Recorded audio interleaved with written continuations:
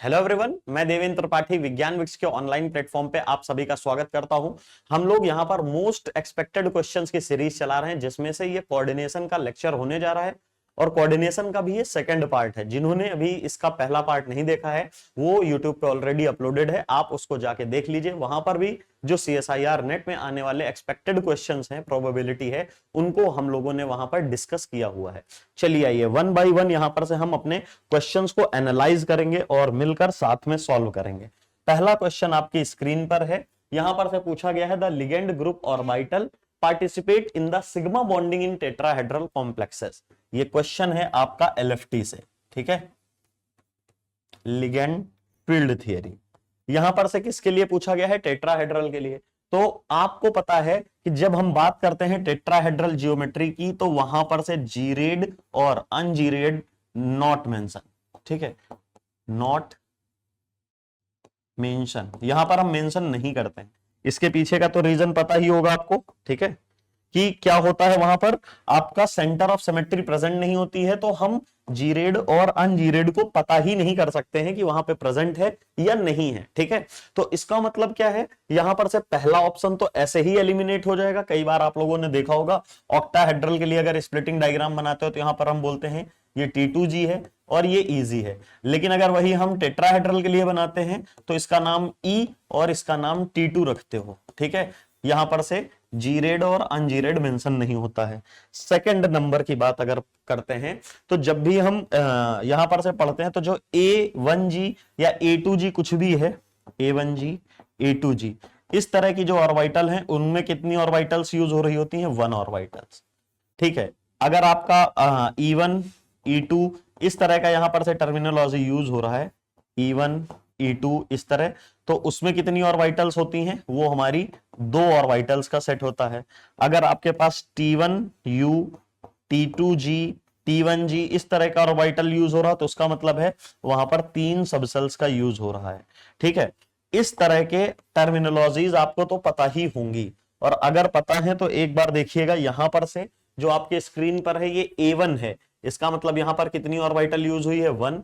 T है, इसका मतलब यहां पर से 3, इसका मतलब टोटल यहां पर से कितना होगा? 4।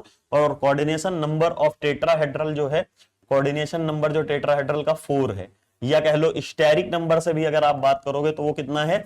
4 है। और स्टेरिक नंबर क्या होता है? Number of sigma bond, number of sigma bond. और यही तो हमसे पूछा गया है कि कौन कौन सी ऑर्बिटल सिग्मा बॉन्ड के फॉर्मेशन में टेक पार्ट करती हैं। तो नंबर ऑफ सिग्मा बॉन्ड कितने बनेंगे? 4, और वो किसी ना किसी ऑर्बिटल से बनेंगे। तो यहां पर टोटल ऑर्बिटल जो हैं जो कि सिग्मा बॉन्ड को दे रही हैं, वहां से बॉन्डिंग होगी, वो यहां पर से आपका ये हो जाएगा। यहां पर से देखोगे जो आपकी सेट्स हैं पूछी गई, ये क्या ऑर्बिटल इनसे सिग्मा बॉन्ड बनेगा? तो देखो यहां पर से तो 1 हो गया, यहां से 2 हो गया, तो टोटल ऑर्बिटल्स यहां पर मतलब टोटल सिग्मा बॉन्ड क्या हो गए? 3 हो गए। क्या टेट्राहेड्रल बन सकता है? नहीं बन सकता है। आपका ऑप्शन यहां से एलिमिनेट हो जाएगा, और यहां पर से 1 + 3 + 2 यहां पर से 6 आएगा। और किसी में अगर 6 बॉन्ड सिग्मा बॉन्ड के होंगे तो क्या वो टेट्राहेड्रल हो सकता है? आंसर है नहीं, वो ऑक्टाहेड्रल होगा, ठीक है। तो यहां पर से आपके सामने ये हमारे हमने रख दिया है, जिससे आपका करेक्ट आंसर क्या हो गया यहां पर से? बी नंबर का। नेक्स्ट क्वेश्चन आपके स्क्रीन पर है, काफी इंटरेस्टिंग क्वेश्चन है, इसको आप बता सकते हो, ठीक है। यहां पर से काफी इंटरेस्टिंग क्वेश्चन ये है, इसमें आपसे पूछा गया है जो भी, इसको क्या पूछा गया? इलेक्ट्रॉनिक ट्रांजिशन एट दिस कुछ वैल्यूज है। यहां पर से सेंटीमीटर क्यूब नहीं है, पर सेंटीमीटर है। Are observed in the absorption spectrum of a CRF6 the delta O values in centimetre and B value in centimetre inverse and the corresponding transitions. तो देखिए जब भी इस तरह का क्वेश्चन गिवन हो तो इस तरह में सबसे पहले आपको मेटल लिख लो, मेटल की ऑक्सीडेशन स्टेट लिख लो, और उसकी इलेक्ट्रॉनिक कॉन्फ़िगरेशन लिख लो, और उसके बाद उसको ड्रॉ करके देख लो। अब उसके बाद क्या करना होता है? उसकी L वैल्यू निकाल लो। तो यहां पर से +2 +1 0 -1 -2, L की वैल्यू आएगी 3, और जब भी L की वैल्यू 3 आती है तो उसके करस्पॉन्डिंग स्टेट F आती है, और जहां पर भी F आएगा तो साथ में हम P जरूर रखेंगे according to the Orgel diagram.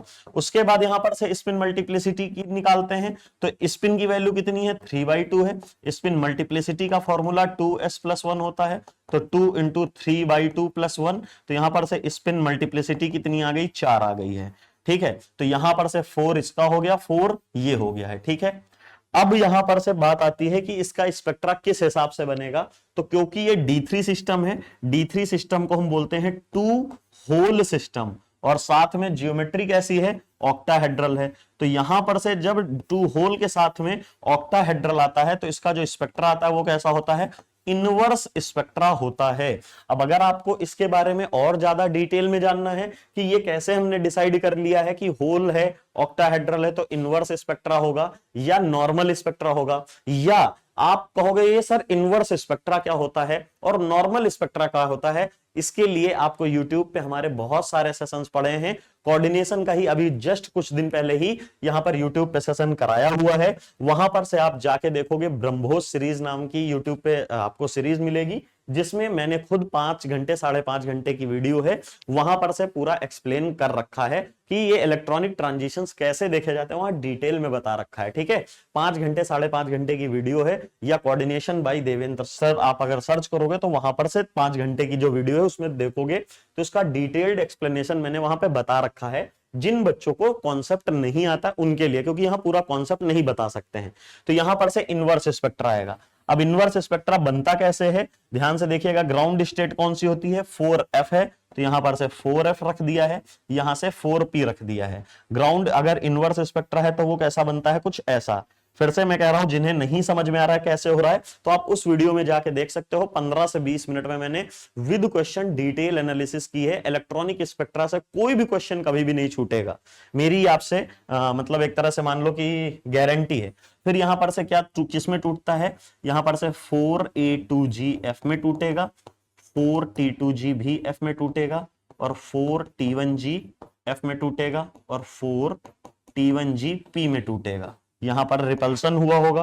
Transitions की बारी आएगी तो यहां पर से 1, 2 और 3 ट्रांजिशन हुए हैं। ठीक है, अब यहां पर से इसके करस्पॉन्डिंग अगर हम बात करते हैं स्ट्रेचिंग फ्रीक्वेंसी, सॉरी यहां पर से वेव नंबर की, तो देखो आपको पता होना चाहिए जो डेल्टा ई होता है, एनर्जी का गैप होता है, फ्रीक्वेंसी उसी के डायरेक्टली प्रोपोर्शनल होता है, वेव नंबर भी उसी के डायरेक्टली प्रोपोर्शनल होता है, लेकिन लैम्डा वेवलेंथ उसके इनवर्सली प्रोपोर्शनल होती है। इतना आइडिया है। तो यहां पर से अगर ये गैप ज्यादा दिख रहा है तो यहां पर से जो फ्रीक्वेंसी, एब्जॉर्प्शन फ्रीक्वेंसी यहां पे दी इलेक्ट्रॉनिक इतना, are absorption spectrum of this complexes जो है ये बताया गया है। तो ये इसकी क्या है, यहां से वेव नंबर किस में वैल्यूज दी हैं, सेंटीमीटर इनवर्स में दी हैं, तो सेंटीमीटर इनवर्स का कहने का मतलब है ये वेव नंबर की वैल्यू है। प्लस यहां सबसे हाईएस्ट कौन सी है, वो है 34,400 सेंटीमीटर इनवर्स। ठीक है, उसके बाद सेकंड नंबर पे यहां पर से कौन सा है, यहां पर से 22,700 सेंटीमीटर इनवर्स, और उसके बाद अगर आप देखोगे तो यहां पर से क्या है, 14,900 सेंटीमीटर इनवर्स। ठीक है, ये आ गया। इसके करस्पॉन्डिंग जो ट्रांजिशन होगा उसे μ1 बोलेंगे, इसके करस्पॉन्डिंग जो होगा वो μ2 बोलेंगे, इसके करस्पॉन्डिंग μ3 होगा।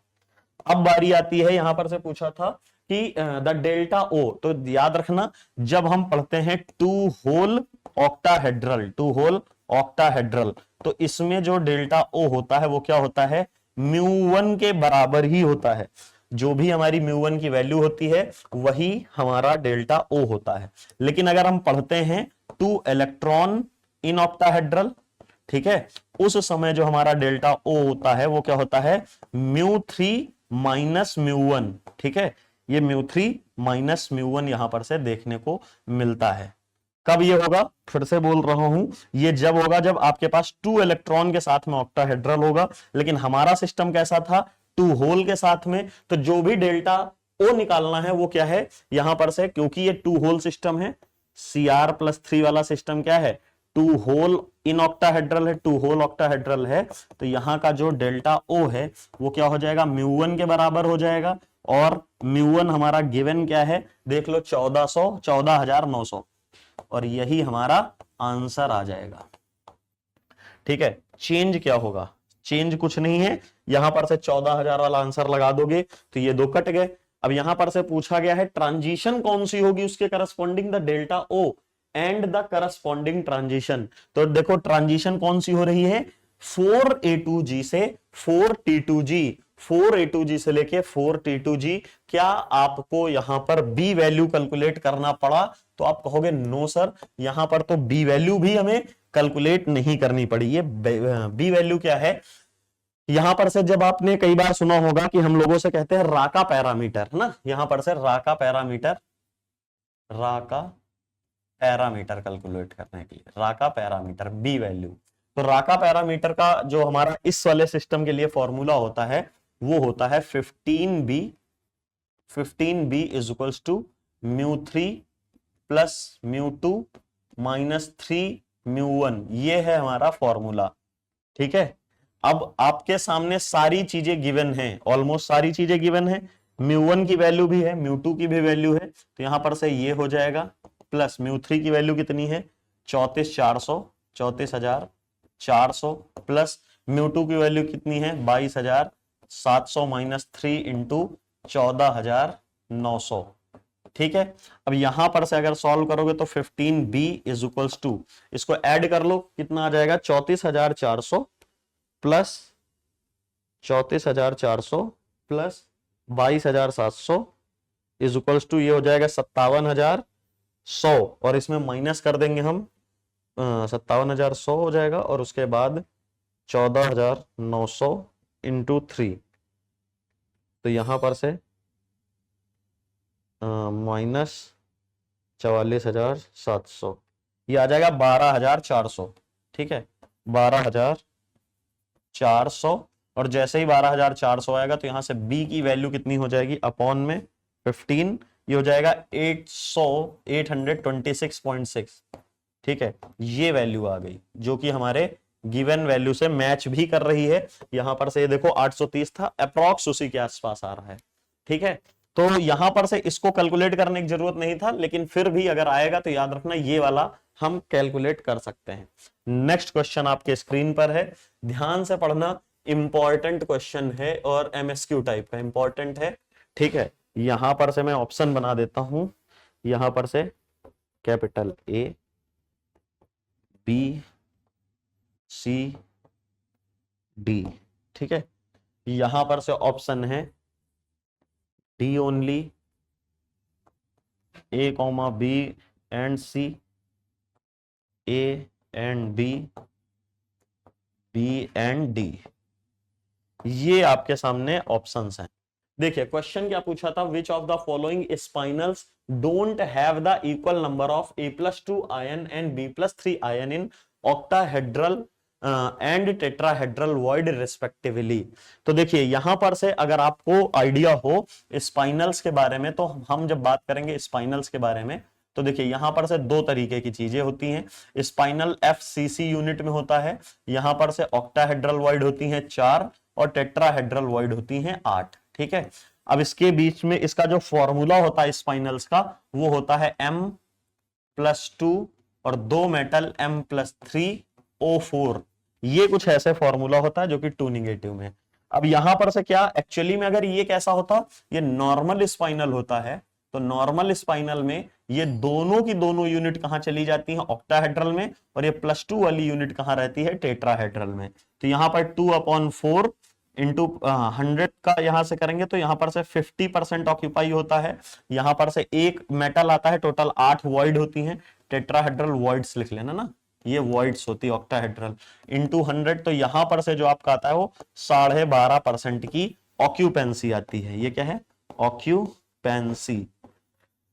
तो ये आपको एक चीज समझ में आ गई नॉर्मल स्पाइनल के लिए। अगर यही बात करता हूं मैं इनवर्स स्पाइनल्स के लिए, तो यहां पर से जो आपका M+2 है और यहां पर से 2 M+3 है और O4 2 नेगेटिव है, तो इसमें से कैसे यहां पर से वो होगा, तो यहां पर से लिखना स्पाइनल्स में, फिर से वही चीज है कि स्पाइनल्स में आपकी 4 टेट्राहेड्रल 4 ऑक्टाहेड्रल वॉइड्स होंगी, 8 यहां पर से टेट्राहेड्रल वॉइड्स होंगी।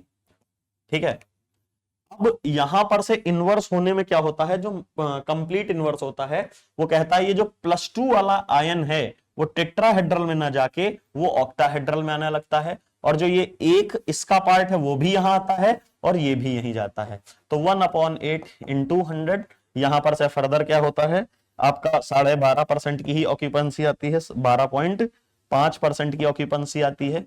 लेकिन इंपॉर्टेंट क्या है इस बार, क्या आया यहां पर से M+3 द्वारा इतनी ऑक्यूपेंसी है। यहां पर से जो ऑक्यूपेंसी आई थी ये किसके द्वारा थी, यहां पर से M+2 के द्वारा ऑक्यूपेंसी थी। ये वाली ऑक्यूपेंसी जो थी वो M+3 द्वारा थी। अब जब यहां पर से देखोगे तो ये किसकी वजह से हुई है, M+3 की वजह से, और यहां M+2 की वजह से था। दूसरी बात यहां पर से अगर आप देखोगे तो 50% से डिवाइड करोगे तो एक ये मेटल आया 1/4 इंटू 100, ये कितना आएगा 25% की ऑक्यूपेंसी, और यहां पर इसकी वजह से +3 वाले की वजह से भी 25% ऑक्यूपेंसी। तो यहां पर से नाम दे देंगे M+2 की वजह से ये और M+3 की वजह से ये। दूसरी बात है यहां पर भी M+3 है तो M+3 दोनों जगह जाएगा। अब क्वेश्चन पढ़ लेते हैं, विच of the following spinel don't have the equal number of A+2 and B+2 ion in octahedral and tetrahedral void। A+2 की बात कहां कर रहा है, ऑक्टाहेड्रल में, एंड B+3 की बात कहां कर रहा है, टेट्राहेड्रल में रेस्पेक्टिवली। तो बताओ B+3 क्या नॉर्मल स्पाइनल में कभी भी टेट्राहेड्रल में जाएगा?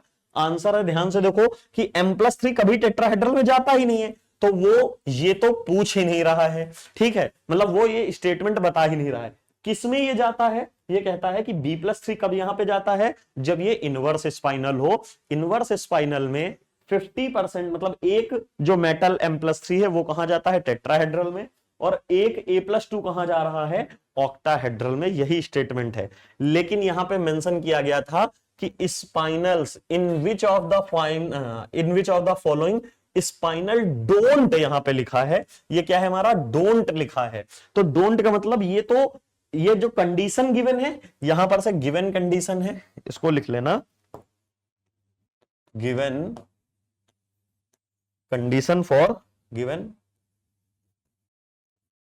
Condition is for inverse spinal. ये इनवर्स स्पाइनल के लिए होती है। लेकिन यहां पर से टर्मिनोलॉजी को भी तो देखो क्या लिखा है कि स्पाइनल डोंट है, यहां पर ना हो जहां पर, ठीक है, जो गिवन कंडीशन है वो इनवर्स की है और कह रहा है इनवर्स ना हो, और अगर इनवर्स नहीं होगा तो क्या होगा, नॉर्मल होगा। ये इसीलिए इंपॉर्टेंट है, बहुत कंफ्यूजिंग टाइप का क्वेश्चन था। अगर आप इसको इनवर्स के हिसाब से देखते तो इनवर्स के हिसाब से सिर्फ ये है और आप आंसर पहला ही लगा देते, इसलिए मैंने दिया था।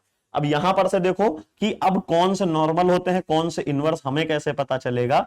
तो ये कुछ यहां पर से एग्जांपल हैं जो कि अगर +3 में आ जाते हैं तो ये नॉर्मल स्पाइनल बनाते हैं, और ये अगर Fe कभी भी +3 में होता है तो ये इनवर्स स्पाइनल बनाता है।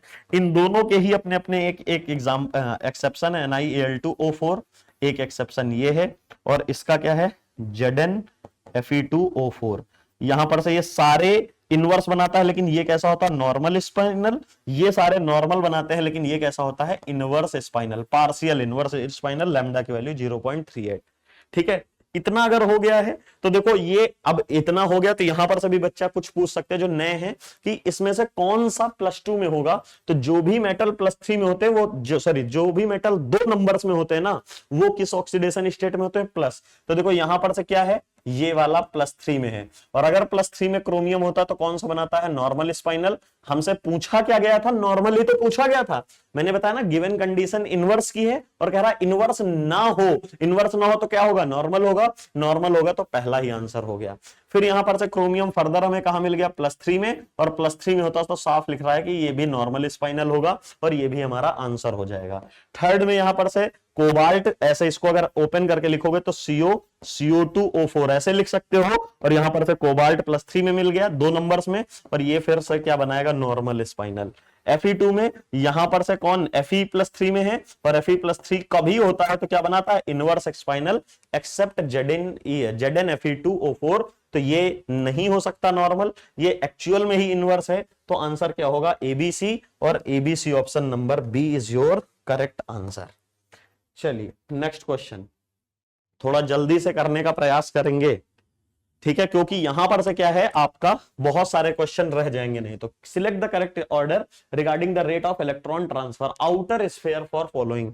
अब आउटर स्फीयर मैकेनिज्म खुद बता रहा है, तो यहां पर से किस तरह से हमारे ट्रांजिशंस होंगे उसे हमें देखना है, क्योंकि यहां पर सारे कोबाल्ट ही हैं, सारी सेम ऑक्सीडेशन स्टेट में है, सारे इलेक्ट्रॉनिक फैक्टर्स तो सेम है। डिफरेंस कहां पे है, लिगेंड्स पे। तो लिगेंड्स के बेसिस पे कैसे बढ़ेगा, इसमें जाने से पहले आपको सेशन को लाइक कर देना है, और सेशन को मतलब बढ़िया तरीके से लाइक करना, और अच्छा लगे तो सेशन को कमेंट करके जरूर बताना। तब तक के लिए पहले देख लेते हैं, यहां पर से सारे लिगेंड हमारे सॉरी मेटल जो है सेम है, इधर से भी मेटल सेम है, ऑक्सीडेशन स्टेट भी सेम है, बस यहां पर से जो ट्रांसफर का प्रोसेस है तो वो क्या होता है, रेट, रेट जो है, रेट जो होती है OSM की, वो डायरेक्टली रिलेशन होती है यहां पर कॉन्जुगेशन के, कॉन्जुगेशन, ठीक है। तो यहां पर से अगर आप देख रहे हो, ये फेन का मतलब है फेनेंथ्रोलीन लिगेंड जो होता है ना, फेनेंथ्रोलीन का यहां पर से सबसे ज्यादा हो जाएगा, सबसे ज्यादा कॉन्जुगेशन तो इसी में होगा, इनमें तो कुछ है ही नहीं, तो सबसे ज्यादा किस में हो जाएगा, सी वाला, तो ये दो तो कट ही जाएंगे। अब इन दोनों में हमारा किसका होता है, तो वाटर, ये आपका जो है वाटर वाली टेंडेंसी ज्यादा होती है एज कंपेयर टू इसकी, तो यहां पर से आप लिख लोगे CBA। हो सकता है कई बच्चे पूछें कि सर यहां पर से इसका आंसर क्या बताएंगे, तो देखो बुक में इसका मेंशन नहीं है, इसमें ऑर्डर देखा गया, रेट देखा गया, क्लियर कट कुछ मेंशन नहीं है, तो इसको मैं सिर्फ आपको ऐसे ही बताऊंगा, वाटर और अमोनिया के केस में आप याद कर लेना। अगर यहीं पे आयरन होता, कोई दूसरे मेटल को होता, तो मैं आपको अलग अलग मेथड बताता।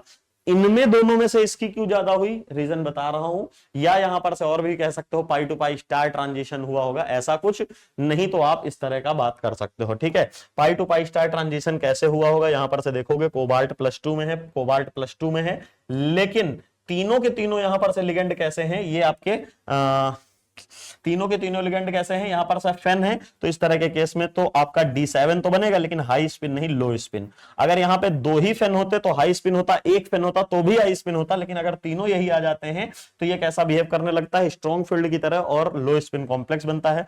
लो स्पिन कॉम्प्लेक्स बनेगा तो 1 2 3 4 5 6, ठीक है, एक इलेक्ट्रॉन यहां पे हो गया, उसके बाद यहां पे जो दूसरा वाला सिस्टम है वो भी लो स्पिन है, +3 में है, तो मतलब D6 लो स्पिन हो गया, D6 लो स्पिन है, कोबाल्ट इन +3, कुछ ऐसे बना।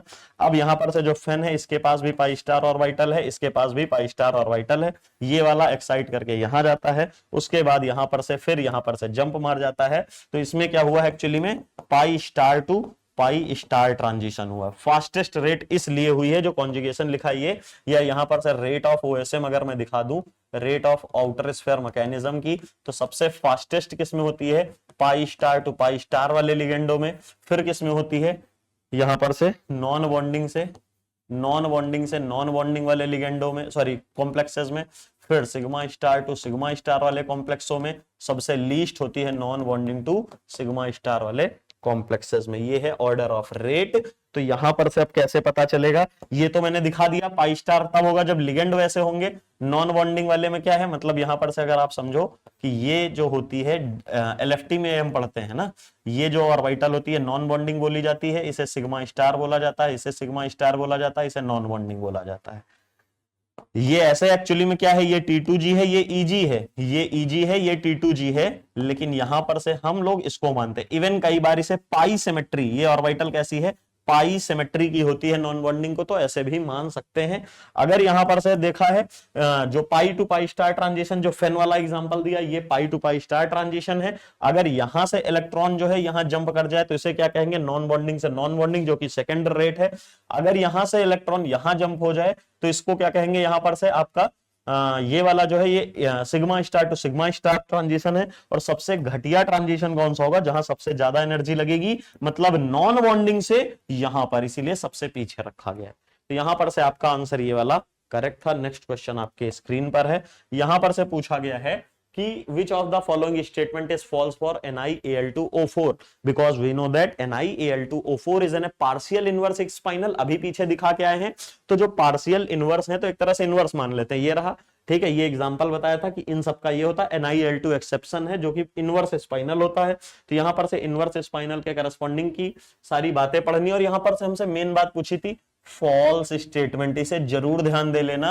और अगर जैसे ही ध्यान दोगे तो क्या है, A+2 आयन ऑक्यूपाई, यहां पर से A+2 मतलब अगर यहां पर से देखोगे, यहां पर से एक्सपैंड कर देता हूं आपके लिए, O4 कुछ ऐसे बनेगा। यहां पर से आपका निकल कहां जाएगा, +2 ऑक्सीडेशन स्टेट में, एक मेटल है, दो मेटल वाले +3 में होते हैं। अब यहां पर से बोला जा रहा है कहां कहां जाएगा, तो हमें पता है 4 ऑक्टाहेड्रल वॉइड होती है FCC में, ठीक है, मतलब स्पाइनल में, और यहां पर से 4 टेट्राहेड्रल वॉइड्स होती हैं। अब यहां पर से क्योंकि ये इनवर्स स्पाइनल है, इनवर्स स्पाइनल की कहानी है कि ये यहां आएगा, ये भी यहां आएगा, लेकिन ये एक यहां जाएगा। अब ये कह रहा है कि A2 positive ion occupy 1/4 of the octahedral boys. Yes, 4 में से एक ये आएगा तो ये 1/4 ही तो होगा। इसी को तो मैंने अभी पीछे 25% लिखाया है। तो ये तो बिल्कुल अप्रोप्रिएट बात बोली गई है। फिर सेकंड में बोला गया है half of the B+3 ion, half of the B+3 ion occupy 1/8। बिल्कुल सही बात है, 8 में से एक आएगा तो 1/8 ही पोजीशन ऑक्यूपाई करेगा। तो इसका मतलब ये भी बात जबरदस्त लिखी गई है। The value of lambda parameter does not equals to 0। बिल्कुल सही बात है, लैम्डा की वैल्यू इसकी होती है 0.38। आपका हाउसक्राफ्ट हुई में दोनों में ही ये वैल्यू मेंशन है, तो ये भी बात बिल्कुल सही लिखी गई है। इसका मतलब यहां पर से फॉल्स कौन सी हो जाएगी, यहां पर से सिर्फ और सिर्फ नन ऑफ दिस, इसमें कोई भी फॉल्स है ही नहीं। ठीक है ना। चलिए नेक्स्ट क्वेश्चन देख लेते हैं। बढ़िया क्वेश्चन है, थोड़ा कैलकुलेटिव टाइप का है। यहां पर से पूछा गया है the crystal field stabilisation energy of titanium 3 in octahedral field is more than the crystal field stabilisation energy of titanium 2 in tetrahedral field, difference is. अब यहां पे डिफरेंस बताना है, तो ध्यान से देखिएगा। अगर टाइटेनियम 3 हमारे पास गिवन है, टाइटेनियम 3 अगर हमारे पास गिवन है, इसका मतलब क्या है, D1 कॉन्फ़िगरेशन है। ऑक्टाहेड्रल होगा तो कुछ ऐसे आएगा, यहां पर से एक।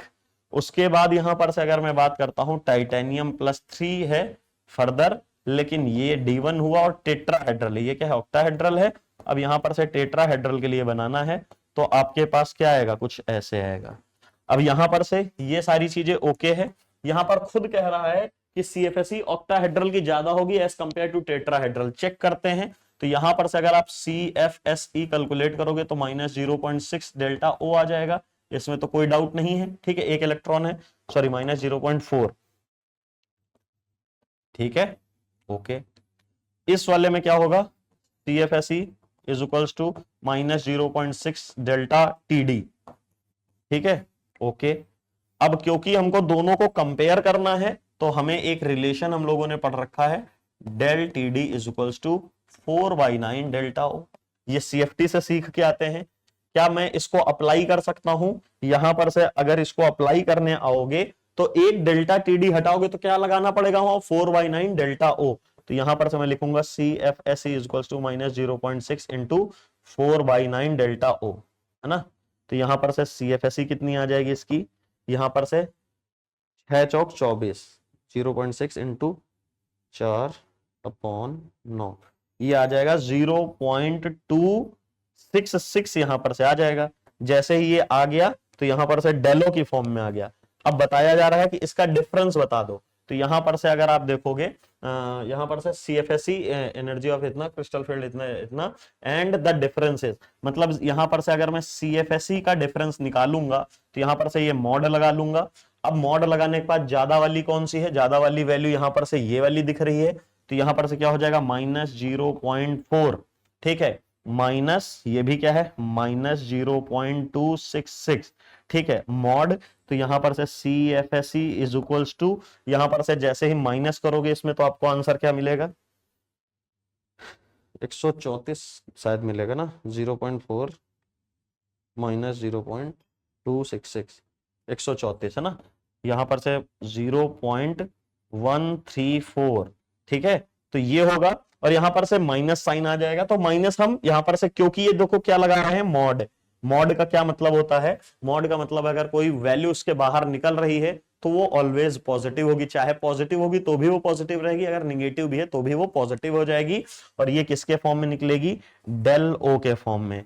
और अगर आपने CFT मेरे से पढ़ी होगी तो हमें पता है कि इसी को अगर DQ के फॉर्म में चेक करें, क्योंकि यहां ऑप्शन में किसमें है, DQ, तो इसी को हम 10 से मल्टीप्लाई कर लेते हैं, आंसर हो जाएगा 1.34 DQ।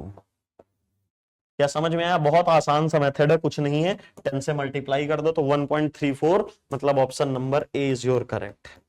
ठीक है, चलिए एक होमवर्क रहेगा आपका, आइडेंटिकल क्वेश्चन है। ठीक है, आपको ऑप्शन भी सेम मिलेंगे। ठीक है, यहां पर से आपको क्वेश्चन सॉल्व करना है, किसके लिए, ठीक है, यहां पर से क्वेश्चन सॉल्व करना है, ये होमवर्क का क्वेश्चन है।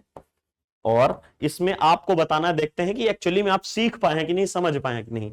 यहां पर से गिवन है titanium +2 in octahedral and titanium +2 in tetrahedral.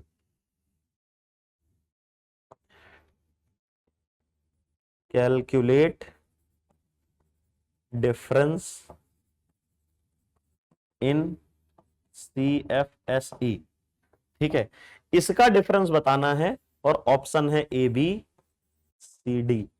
ठीक है, फिर से जैसे यहां पर से ऑप्शन आपके हैं वैसे ही यहां पर से भी देखने को मिलेंगे। 2.67 DQ। देखते हैं कौन आंसर करेगा। एक्चुअली में अगर आपको समझ में आया होगा तो आप जरूर आंसर करोगे। ठीक है, I am waiting, this is your homework question.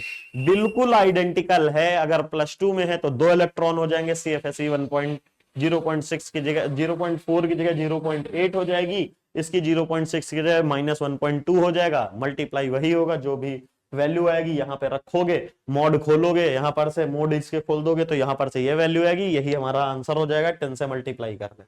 फिर भी मैंने आपको दिया है, एटलीस्ट आपसे ये एक्सपेक्ट करता हूं कि आप इसे जरूर बताएंगे। ठीक है, सेशन को ऑलरेडी लाइक तो कर ही चुके होंगे। The spinal structure of this, यहां पर से fraction of tetrahedral and occupied by, यहां पर से Fe2 पॉजिटिव, Fe आयन लिख देना ना, Fe कटायन, नहीं तो ऐसे आंसर नहीं आएगा, वो रटा हुआ मतलब फिर फालतू का क्वेश्चन हो जाएगा।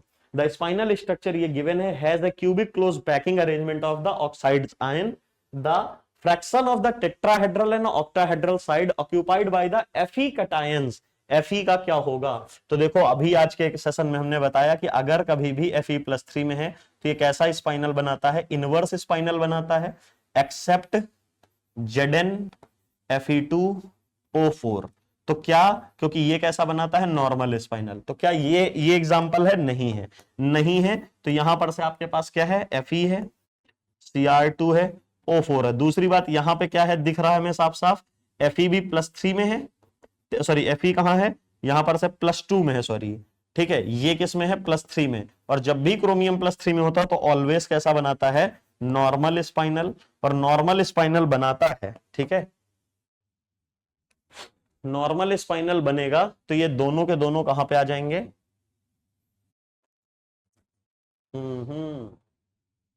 ऑक्यूपाइड बाय क्रोमियम लिखना पड़ेगा यार, यहां पर से थोड़ा चेंज करना पड़ेगा। यहां पर से ये इसको इधर लिखना पड़ेगा, ये हटाना पड़ेगा और यहां पे ये लिखना पड़ेगा, नहीं तो आंसर बनेगा नहीं भाई। ठीक है, क्योंकि वो तो नॉर्मल स्पाइनल है, नॉर्मल स्पाइनल में तो Fe टेट्राहेड्रल में ऑक्टाहेड्रल में जाएगा ही नहीं। तो यहां पर से मेरे पास क्या है? Cr Fe2O4। ये अगर हमारे पास है तो हमें पता है कि क्या होता है, 4 आपके पास ऑक्टाहेड्रल वॉइड्स होती हैं और 8 आपके पास टेट्राहेड्रल वॉइड्स होती हैं। इसमें से ये जो प्रेजेंट है ये +2 में प्रेजेंट है, ये वाला +3 में प्रेजेंट है। तो +2 वाला कहां पे चला जाता है? ऑक्टाहेड्रल में। +3 वाला एक यहां आएगा और एक यहां जाएगा। पूछा क्या था? Fe मेटल के लिए पूछा था, तो यहां पर से पूछा गया था ना कि टेट्राहेड्रल। तो देखो इसके लिए कितनी है, कितना आएगा? यहां पर से 1/4, यहां पर से भी 1/4, कुछ ये आएगा, क्योंकि हमसे पूछा मेन किसके लिए? इसके लिए। इसके लिए तो पूछा नहीं है। इसके लिए देखोगे तो ये कितना आएगा? 1/8 रेस्पेक्टिवली यार, 1/4 एंड 1/8, 1/4 एंड 1/8। तो यहां पर से क्या हो जाएगा? ये वाला ऑप्शन हो जाएगा।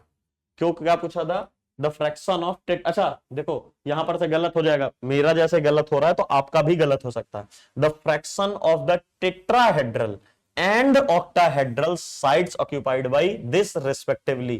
तो भाई देखो टेट्राहेड्रल वाली तो ये है ना, तो क्या होगा? 1/8 होगा। तो 1/8 कहां दिख रहा है? इधर दिख रहा है ये वाला। और यहां पर से कितना दिख रहा है? टेट्राहेड्रल के बाद यहां पर से कितना है? ऑक्टाहेड्रल 1/4। 1/8 is to 1/4 तो है नहीं कुछ यहां पर। तो यहां पर से 2:1 वाला है क्या कुछ? ये हो जाएगा 1/4। ठीक है, क्योंकि इसको यहां से डिवाइड करके फॉर्म में रखा है। तो यहां पर से आपका आंसर ए हो जाएगा। The spinal structure Cr Fe2। देख लो क्वेश्चन के अकॉर्डिंग मैंने आंसर बता रहा हूं, फिर से सुन लो एक बार। यहां पर से मैंने कुछ चेंज किया है, उसकी वजह से पूरा आंसर चेंज हो जाएगा। फिर से पढ़ लो, स्पाइनल स्ट्रक्चर है, Cr है +2 में, Fe है +3 में, इसका मतलब इनवर्स बनेगा। Has cubic close packing arrangement फलाना। फिर फ्रैक्शन ऑफ द टेट्राहेड्रल, पहले पूछ रहा है टेट्राहेड्रल में और फिर पूछ रहा है ऑक्टाहेड्रल में occupancy occupied by the Fe cation. तो ध्यान से देखो Fe है, इनवर्स स्पाइनल बन रहा है, तो आधा कहां जाएगा टेट्राहेड्रल में, एक मतलब, और एक कहां जाएगा ऑक्टाहेड्रल में। अब जो टेट्राहेड्रल में गया तो उसकी ऑक्यूपेंसी कितनी हो जाएगी 1/8, क्योंकि टोटल 8 है, यहाँ पे कितनी है टोटल हमारे पास 4 है, लेकिन वहां पे ऑक्यूपाई एक कर रहा है तो 1/4 हो जाएगा। तो यहां पर से ऑक्टाहेड्रल के लिए नहीं, पहले टेट्राहेड्रल के लिए पूछा है तो 1/8, फिर आपका ऑक्टाहेड्रल के लिए पूछा तो 1/4। 1/8 एंड 1/4 तो है नहीं यहाँ पर, तो ये ज्यादा हो गया, छोड़ दो। और यहाँ पर भी रिवर्स, सिर्फ और सिर्फ ऑप्शन यही है, इसको 2 से डिवाइड कर लोगे, यहाँ 1/4 होगा, इसको डिवाइड कर लोगे तो 1/2 हो जाएगा, जो कि ऑप्शन नंबर ए से मैच हो रहा है।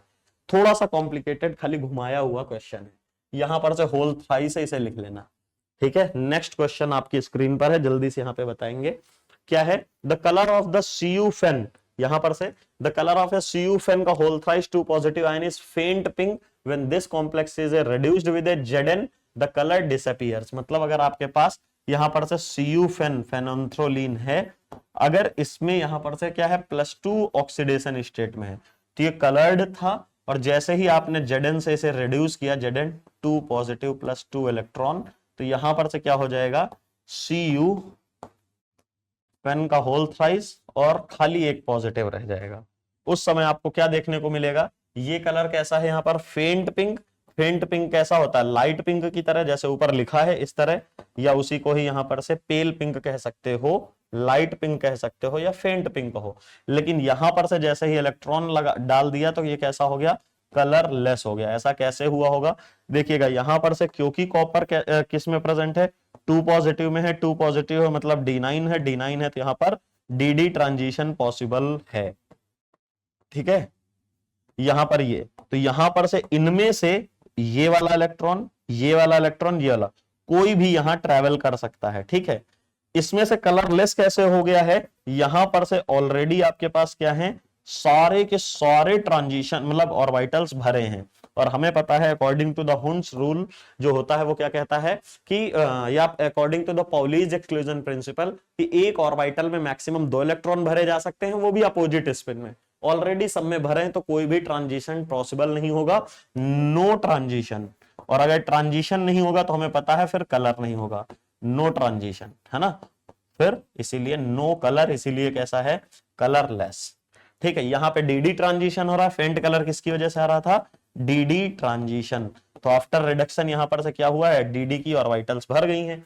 तो ये पूछा गया है the colour of the compound is due to, जो हमारा पिंक कलर या फेंट पिंक कलर आ रहा है वो किसकी वजह से होगा डीडी ट्रांजिशन की वजह से। अब ये कह रहा है MlCt की वजह से होगा, MlCt तो होगा नहीं, क्योंकि यहां पर से आपका क्या है मेटल ऑलरेडी भरा हुआ है, और मतलब हो सकता है फेन है, लेकिन यहाँ मेटल का metal to ligand charge transfer यहां पर नहीं देखने को मिलता है। LmCt तो बिल्कुल ही भूल जाओ, क्योंकि यहाँ मेटल सॉरी जो लिगेंड है वो खुद ही कैसा है पाई एक्सेप्टर है। Intra ligand pi to pi star charge transfer वो भी यहां पर नहीं होगा, वो कहां पे होता है जहां पर बहुत बड़ी बड़ी रिंग आपस में कॉन्जुगेशन में होती है। इसके लिए यहां पर भी metal to ligand charge transfer नहीं होगा, क्योंकि यहां पर से अगर मेटल से लिगेंड चार्ज ट्रांसफर हो रहा होता तो जब हमने Zn का इलेक्ट्रॉन इसके ऊपर डाला है तो ये तो और इलेक्ट्रॉन रिच हो गया है, तो जो देने की टेंडेंसी है मेटल को लिगेंड की वो तो और बढ़नी चाहिए, तो ये फेंट पिंक डीप कलर में कन्वर्ट हो जाना चाहिए। शायद समझ गए होगे, जब ये खुद +2 ऑक्सीडेशन स्टेट D9 में ही इतना बढ़िया कलर दे रहा है, तो ये अगर MlCt की वजह से कलर होता तो जैसे ही इलेक्ट्रॉन और दिया तो मेटल और इलेक्ट्रॉन रिच होता, तो metal to ligand charge transfer और बढ़ जाता और इंटेंस कलर आ जाता, ठीक है। तो ये आपको समझना था। फिर यहां पर से चार्ज ट्रांसफर स्पेक्ट्रा का क्वेश्चन है ये, ठीक है, ये हमारा चार्ज ट्रांसफर स्पेक्ट्रा का क्वेश्चन है। जनरली हम लोग मान के चलते हैं कि intensity of colour, intensity of colour का अगर देखते हैं तो इसमें सबसे ज्यादा इंटेंस कलर कौन देता है चार्ज ट्रांसफर स्पेक्ट्रा, फिर कौन देता है टेट्राहेड्रल, फिर कौन देता है octahedral, least intense colour. Reason क्या है, इसके लिए सिलेक्शन रूल, स्पिन भी अलाउड होता है और लेपोर्टे भी अलाउड होता है। यहां पर स्पिन अलाउड होता है लेकिन लेपोर्टे पार्टली अलाउड होता है, यहां पर स्पिन अलाउड होता है लेकिन लेपोर्टे पार्टली अलाउड होता है। अगर मैं अलाउ होने के लिए नंबर देता तो ये अलाउ है ये अलाउ, तो इसके कितने नंबर हो जाएंगे 2, ये अलाउ है, ये पार्टली अलाउ है, तो आधा नंबर, तो इसके कितने हो जाएंगे 1.5। ये एक अलाउड है, ये फॉरबिडन है, तो टोटल 1 नंबर हो जाएगा। सबसे ज्यादा मार्क्स इसके, इसीलिए सबसे ज्यादा इंटेंस कलर आएगा। एक एग्जांपल के तौर पे मैंने सिर्फ आपको समझाया है, ठीक है। अब यहां पर से बात आते हैं ये, लेकिन यहां पर से एक चीज याद रखना है, जनरल ट्रेंड है, कोई मतलब ऐसे नहीं कि कसम खा के बैठ जाओ नहीं अब तो मैं इसी को ब्रह्मास्त्र मानूंगा, ऐसा नहीं है। कई बार आपको क्या देखने को मिल सकता है, ये चीज, intensity of colour. Intensity of colour की बात करेंगे तो चार्ज ट्रांसफर आपका ज्यादा होगा और ऑक्टाहेड्रल का ज्यादा हो जाएगा एज कंपेयर टू टेट्राहेड्रल। ऐसा कब होगा, देखो जब हमारे पास इलेक्ट्रॉनिक कॉन्फ़िगरेशन इसकी क्या हो जाए, इसमें D5 आ जाए, क्योंकि अगर D5 आ जाएगी तो क्या हो जाएगा, स्पिन फॉरबिडन और लेपोर्टे पार्टली अलाउड हो जाएगा। लेकिन ये कैसा होता है, स्पिन तो अलाउड ही होता है और यहां पर से लेपोर्टे फॉरबिडन है, यहां पर से स्पिन जो है वो अलाउड रहेगी और लेपोर्टे भी अलाउड रहेगा। फिर से नंबर दोगे तो इसको कितने नंबर मिल जाएंगे, 2। ये अलाउड है, ये फॉरबिडन है, तो इसको कितना मिलेगा, 1। ये फॉरबिडन है, पार्टली अलाउड है, तो इसको 0.5 मार्क्स मिलेगा। तो सबसे ज्यादा इंटेंस ये, फिर यहां पर ये। क्या समझ गए, ये 2 केसेस हैं। अब यहां पर से आ जाते हैं, ये जो कॉम्प्लेक्सेस हैं यहां पर से पहला तो हटा ही दो, नॉर्मल कॉम्प्लेक्स को आगे किया गया है। इन तीनों में ही क्या हो रहा है, सीटीएस हो रहा है ना, इन तीनों में ही सीटीएस हो रहा है। और हमें यह पता होना चाहिए जहां पर सीटीएस होता है वो स्पिन भी अलाउड होते हैं और लेपोर्टे भी अलाउड होते हैं। अब उसके बाद सेकंड नंबर पे देख लो, हमारे अकॉर्डिंग क्या होना चाहिए, तो ये ऑप्शन कट जाना चाहिए क्योंकि यहाँ पे क्या है, ऑक्टाहेड्रल पहले है। फिर ये वाला भी ऑप्शन कट जाना चाहिए क्योंकि यहाँ पर देखो इससे पहले आ गया, टेट्राहेड्रल से पहले ऑक्टाहेड्रल आया। और हमारा आंसर ये सही क्यों, क्योंकि ये तो सीटीएस हो गया सबसे इंटेंस, और ये दोनों क्या हो गए, टेट्राहेड्रल हो गए, और पीछे वाला आपका ऑक्टाहेड्रल। लेकिन मैंने आपको एक्सेप्शन भी लिखाया है, इसलिए उसको देख लो कहीं वो तो नहीं फॉलो हो रहा है। ये तो कभी नहीं होगा क्योंकि ऑक्टाहेड्रल सीटीएस को नहीं ओवरटेक कर पाएगा ना, वो तो कभी नहीं करेगा। अब यहां पर से देखते हैं, अब देखो यहां पर से अगर देखोगे तो एनआई है, एनआई कहां पर है, +2 में है, +2 में है तो D8 है। और हाँ, ये जो फॉरबिडन होता है सिर्फ किसके लिए है, D5 के लिए होता है। इसी तरह से आपका ऑक्टाहेड्रल की भी एक होती है, ऑक्टाहेड्रल में कभी भी D5 हाई स्पिन आ जाए तो ये कैसा होता है, स्पिन फॉरबिडन। टेट्राहेड्रल में कौन सा होता है, D5 वाला जो होता है, ये वाला भी कैसा होता है, spin forbidden. And all and rest all are spin allowed. ठीक है, जितनी और होती हैं तो सब अलाउड होती हैं एक्सेप्ट ये 2 कॉन्फ़िगरेशंस। तो यहां पर से D8 है तो ये क्या होगा, स्पिन तो अलाउड हो गया, यहां पर से स्पिन अलाउड हो गया। और टेट्राहेड्रल है तो लेपोर्टे पार्टली अलाउड है। यहां पर इसे कितने मार्क्स मिल रहे हैं, देखो 2। यहां पर से इसे कितने मिल रहे हैं, 1.5। अब अभी तक बढ़िया चल रहा है। फिर टाइटेनियम का क्या है, ये D1 सिस्टम है, D1 सिस्टम है तो लेपोर्टे तो फॉरबिडन होगा उसमें ऑक्टाहेड्रल में, और स्पिन क्या होगा, अलाउड होगा। तो इसको कितने मार्क्स मिले, 1 मार्क्स मिला।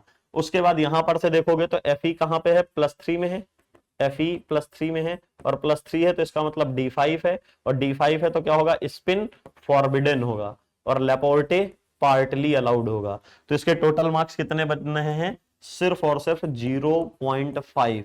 इसका स्कोर है 0.5, इसका 1 है, इसका 1.5 है, इसका 2 है। तो यही हमारा करेक्ट आंसर हो जाएगा। और अगर आप आगे सॉल्व करना चाहोगे तो यहां पर से देखोगे इसमें क्या है, यहां पर से लेपोर्टे स्पिन तो अलाउड है लेकिन लेपोर्टे फॉरबिडन है। यहां पर से क्या है, स्पिन भी अलाउड है और लेपोर्टे पार्टली अलाउड है। तो ये इससे ज्यादा इंटेंस होना चाहिए, इसलिए कट जाएगा। ये पीछे है तो कोई बात नहीं क्योंकि यहाँ स्पिन भी फॉरबिडन है और लेपोर्टे पार्टली अलाउड है।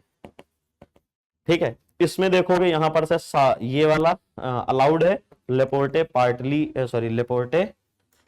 लेपोर्टे फॉरबिडन है। लेकिन यहां पर से ये कैसा है, ये भी फॉरबिडन है और लेपोर्टे क्या है, पार्टली अलाउड है, तो ये भी गलत हो जाएगा। नेक्स्ट क्वेश्चन, फिर से उसी तरीके का इंटेंसिटी का ऑर्डर है, अभी मैंने आपको समझा रखा है। अप्लाई करोगे आंसर खटा खटा आ जाएगा क्योंकि मैंने बहुत डिटेल में बता दिया है। ध्यान से देखना, मेटल इलेक्ट्रॉन रिच है और ये जो लिगेंड है ये कैसा है, पाई एक्सेप्टर है। ठीक है, तो जब पाई एक्सेप्टर होता है और ये कैसा है, मेटल यहाँ पे पाई डोनर है, तो यहां पर इनके बीच में क्या होगी, MLCT, इसे कहते हो MLCT, metal to ligand charge transfer, example है। तो जहां पे MLCT, LMCT, IVCT, LLCT, MMCT, ये सारे क्या होते हैं, चार्ज ट्रांसफर स्पेक्ट्रा का पार्ट होते हैं। ये ऑलवेज स्पिन अलाउड और लेपोर्टे अलाउड होते हैं, तो इनकी तो मैक्सिमम हो जाएगी। तो यहां पर से ये कट जाएगा, यहां पर से ये 3 हो सकते हैं। उसके बाद यहां पर से देखो MnClO4 है, MnCl में देखोगे तो यहां पर से क्या आ जाएगा, D5, जो कि हो जाता है स्पिन फॉरबिडन हो जाता है, और लेपोर्टे पार्टली अलाउड है। तो ये इसकी इंटेंसिटी कैसे ज्यादा हो सकती है, क्योंकि यहां पर से क्या है, D7 में है, D7 स्पिन अलाउड है और लेपोर्टे पार्टली अलाउड है। तो इसके कितने मार्क्स बन रहे हैं, 1.5 मार्क्स बन रहे हैं, और इसके कितने बन रहे हैं यहां पर से 0.5। तो ये इंटेंसिटी का ऑर्डर गलत है। COCl वाला सेकंड नंबर पे आ जाएगा। इसके पूरे 2 में से 2 मार्क्स बन रहे हैं, क्योंकि ये क्या है, स्पिन अलाउड भी है और लेपोर्टे भी अलाउड है, तो यहां पर से इसके 2 मार्क्स बन रहे हैं। उसके बाद यहां पर से COCl वाले के ऊपर हमने देख लिए हैं, स्पिन तो अलाउड है लेकिन लेपोर्टे पार्टली अलाउड है, ये देखो यहां सॉल्व कर रखा है। फिर सेकंड नंबर पे MnCl की बात आ रही है। तो MnCl किसी में भी देख लो, वो सारे लिगेंड एक ही में ना, तो Mn की बात आ रही है, तो यहां पर से Mn2 पॉजिटिव, अच्छा देख लिया है वहां पर से। Mn का यहां पर से क्या है, यहां पर से 0.5 मार्क्स आ रहा है।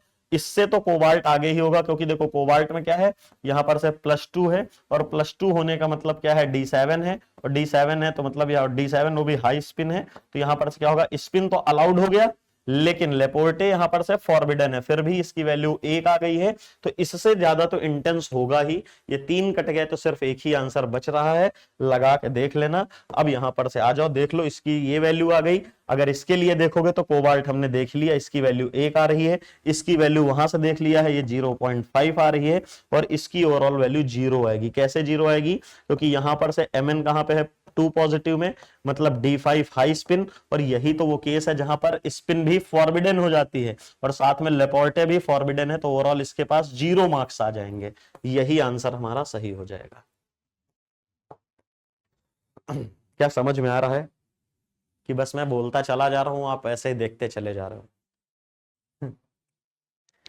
ठीक है, ये इंपॉर्टेंट क्वेश्चन है CSIR नेट के रिस्पेक्ट से। देखिएगा, ये इंपॉर्टेंट क्वेश्चन है, इसको मैं कैसे दिखाऊंगा, ध्यान से देखिएगा। इसी से मिलता जुलता क्वेश्चन अभी रिसेंट में CSIR नेट में आ रखा है, और इसीलिए मैंने आपके सामने लाके रख दिया है, जिसमें आप रिवाइज कर सको। यहां पर से देख लीजिएगा, ये आपके सामने दिया गया है गिवन, ये ऑफिशियल क्वेश्चन पेपर की आईडी भी दे रखी है, क्वेश्चन नंबर भी दे रखा है, और सोल्यूशन जो मैं बताने जा रहा हूं वो गिवन सोल्यूशन से है और करेक्ट एक्सप्लेनेशन के साथ में। क्वेश्चन है कि हमको overall stability constant log beta निकालना है MEN का होल ट्वाइस 2 पॉजिटिव के साथ में और MEDTA के साथ में। तो यहां पे बोला जाता है log beta is lowest for MN 2 positive in both. तो देखो, जब तक हमारे MN के लिए यहां पर से नॉर्मल केस में पढ़ते हैं, नॉर्मल 2 सीरीजेस होती हैं। एक नॉर्मल होती है जहां पर MN 2 पॉजिटिव से ज्यादा Fe2 पॉजिटिव का होता है, फिर कोबाल्ट 2 पॉजिटिव का होता है, फिर निकल 2 पॉजिटिव का होता है, फिर कॉपर 2 पॉजिटिव का होता है, और फिर जेन 2 पॉजिटिव की जगह यहां पर से कौन ज्यादा आ जाता है, कॉपर का आ जाता है, जीत जाता है कॉपर वाला।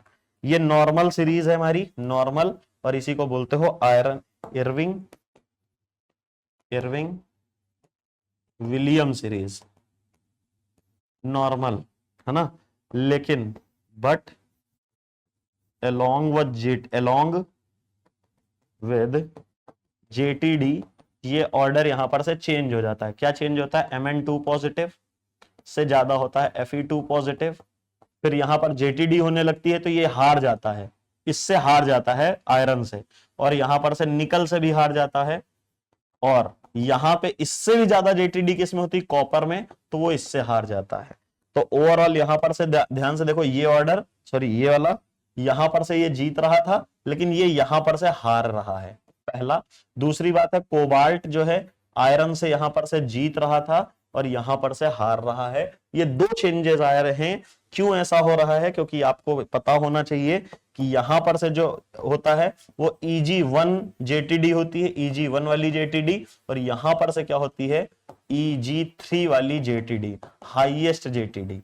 ठीक है, यहां तक कि अगर आप इनके वैल्यूज चाहो तो वो भी लिख सकते हो, अगर मेरे पास लिखे होंगे तो बस मैं 1 सेकंड में आपको जरूर लिखाने का प्रयास करूंगा जिससे आपको आइडिया मिल जाए। बस 1 मिनट रुकिएगा, मैं ट्राई करता हूं, अगर होगा तो मैं आपको जरूर नाम मेंशन करके देता हूं।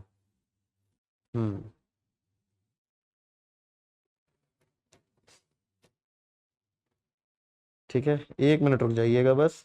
यहां पर से मोस्ट प्रोबेबली मेरे पास वो डेटा होगा, और अगर होगा तो मैं आपको जरूर मेंशन करके दूंगा। ये रहा, मिल गया। ठीक है, ये किसके साथ में है? ईडीटीए के साथ में, एम प्लस ईडीटीए, है ना। ये मेरे पास है एम प्लस, यहां पर से टू निगेटिव के साथ में। जैसे यहां पर से देखो टू निगेटिव है, ये इसी का ही कॉम्प्लेक्स का डेटा है। एमएन के साथ में इसका स्टेबिलिटी है 13.8। ठीक है, ये टू निगेटिव, इसका है 13.8, इसके साथ में 13.8 है, फिर इसके साथ में 14.3 है। ठीक है, यहां पर से ये इसके लिए नहीं, ऊपर वाले के लिए, चिलेशन वाले के लिए नहीं, ऊपर वाले के लिए है, ये टू निगेटिव का है ना। यहां पर से ये इसके लिए है, इसके लिए कितनी है? 13.8, 14.3, 16.3, 18.6 और यहां पर है 18.7 और ये है 16.1। ठीक है, ये हमारे पास जो गिवन डेटा था उसका, और यहां पर से क्यों हुआ? जेटीडी की वजह से चेंज हुआ है। The log beta is lowest for Mn in both इस कॉम्प्लेक्स में, इस कॉम्प्लेक्स में। यस, चाहे जेटीडी हो, चाहे ना हो, चाहे जो हो, एमएन वाला तो हमेशा ही कम ही रहेगा, कोई डाउट नहीं। सेकंड क्या है? The log beta value for Mn EDTA is lower than this. तो देखो क्या है, यहां पर से लॉग बीटा की वैल्यू ऐसा कम क्यों हो रहा है? क्योंकि जो इथाइलिन डाइअमीन है वो कैसे जुड़ रहा है? वो सिंपली इस वाले फॉर्म में जुड़ रहा है, नाइट्रोजन नाइट्रोजन ये हो गया।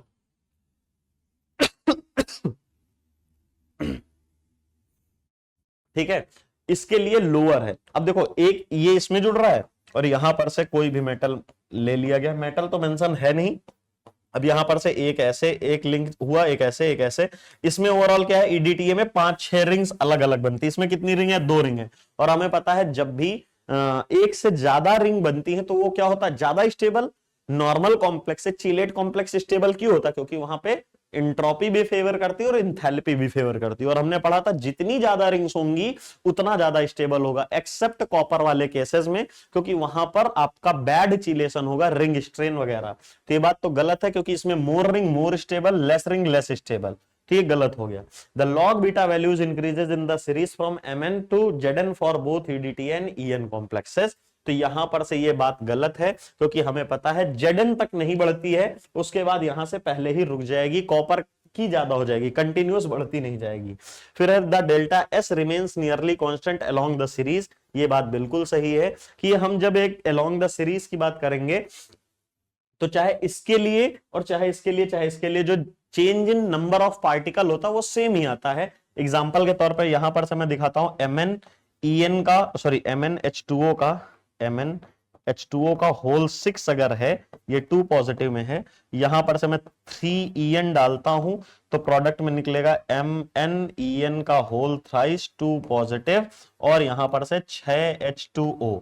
अब यहां पर से मैं किसी एक का भी ले लो, आप कॉपर का ही ले लो यार, En का होल 6 2 पॉजिटिव, किसी का भी ले लो, फर्क नहीं पड़ेगा। यहां 3En Cu En का whole thrice 2 positive plus 6 water. Number of particles की बात करोगे तो 1 और 3 n इज इक्वल्स टू 4, दोनों के लिए n इज इक्वल्स टू 4 है, और 1 और 6 तो n इज इक्वल्स टू कितना हो गया? 7। अब डेल्टा n निकालोगे तो product minus reactant, delta n is equals to 7 minus 4, answer आ जाएगा 3। अगर n की वैल्यू 3 है, नंबर ऑफ पार्टिकल हमारे बढ़ रहे हैं, दैट मींस कहीं ना कहीं स्टेबिलिटी भी बढ़ रही। दूसरी बात है, स्टेबिलिटी का हमको देखना नहीं था, मेन ये है इसके लिए भी डेल्टा n यही आएगा, इसके लिए भी डेल्टा n है, सबके लिए सेम आएगा, और सबके लिए सेम आएगा तो ऑलमोस्ट एंट्रोपी जो है वो डेल्टा एस हमारे लिए सेम आएगा। That means answer number A and D only. और आइए उसी से मिलता जुलता क्वेश्चन आपको स्क्रीन पर दे देता हूं। ठीक है, इस बार यहां पर से क्वेश्चन में ध्यान से देखिएगा। जब तक वहां पर से जो जितने भी क्वेश्चन हमने किए वो पहली सीरीज के लिए थे, जब तक जेटीडी अप्लाई नहीं हो रही है। लेकिन यहां वाले क्वेश्चन में देखो, यहां वाले क्वेश्चन में आपका जेटीडी लगेगी। कैसे लगेगी? देखिएगा, हेक्सा कोऑर्डिनेटेड सिस्टम बन रहा है, आप इधर वाले को लगाओगे तो कोई दिक्कत नहीं, स्ट्रेन नहीं, लेकिन जैसे ही यहां पर से देखोगे तो जेटीडी वालों में क्या होता है ये, और जिनमें जेटीडी नहीं होता है तो उसमें से ऑलमोस्ट सारे बॉन्ड बराबर होते हैं, तो ये लो इतना। तो इस वाले में तो कोई दिक्कत नहीं है, लेकिन जब आप इसमें इथाइलिन डाइअमीन अब जोड़ोगे ये वाला सेंटर, तो यहां पर स्ट्रेन आएगा, ठीक है, इसमें कोई स्ट्रेन नहीं आएगा, नॉर्मल जुड़ जाएगा। तो यहां पर से ये जो है स्ट्रेन हो रहा है, इसकी वजह से क्या हो रहा है, अनस्टेबल, अनस्टेबिलिटी आती है इसकी वजह से, है ना, स्ट्रेन, स्ट्रेन लग रहा है। यहां पर से क्या है, इसकी वजह से चीलेशन, मतलब यहां तो कुछ है ही नहीं, नॉर्मल है, नॉर्मल, और ये स्टेबल। अब अगर बात करोगे यहाँ पे 3 मेटल गिवन थे, तो यहां पर से ये जो है ये सारे कैसे बिहेव होते हैं, WFL की तरह, वीक फील्ड लिगेंड की तरह, और ये कैसा बिहेव करेगा, स्ट्रॉन्ग फील्ड लिगेंड टाइप के, या इन्हें छोड़ दो, strong field weak field ligand छोड़ दो। कोबाल्ट के लिए अगर बात करोगे, कोबाल्ट 2 पॉजिटिव के लिए, तो यहां पर से अगर लो, मान लीजिए मैं वीक फील्ड ही मान रहा हूं, तो यहां पर से वीक फील्ड में अगर आप करोगे तो यहां पर से हो जाएगा D7 हाई स्पिन, और D7 हाई स्पिन की बात करोगे तो 1 2 3 4 5 6, सॉरी यहां पर से, और ये कुछ ऐसे, तो यहां पर से हो जाएगा T2G5 और EG2। तो यहां पर से ये देखो क्या JTD नहीं होगी, होगी, यहां पर होगी लो JTD या स्मॉल JTD, छोटी सी JTD होगी। निकल के लिए क्या होता है, D8 होता है, और D8 में क्या होगा, कोई JTD नहीं होती है, हमें पता है बात, क्योंकि सिमेट्रिकल फिलिंग है, T2G6 है और EG2 है, यहां पे हो गया नो JTD, ठीक है। अब लास्ट केस में आता है कॉपर 2 पॉजिटिव, पूरी दुनिया को याद होगा कि इसमें क्या होता है, हाईएस्ट JTD होती है, और अगर हाईएस्ट JTD की बात आएगी तो ये लो बना दिया EG3, ठीक है, और T2G6, तो यहां तो क्या हो जाएगा, हाईएस्ट JTD, है ना।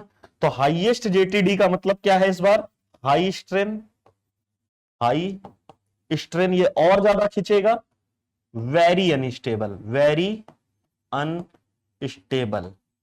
तो ये क्या है, small JTD, less strain, less stable, सिर्फ लेस अनस्टेबल। और यहां पर से क्या है, नो JTD, नो स्ट्रेन, यहां पर से क्या होगा, ये स्टेबल होगा, बढ़िया होगा, मजा आ रहा होगा।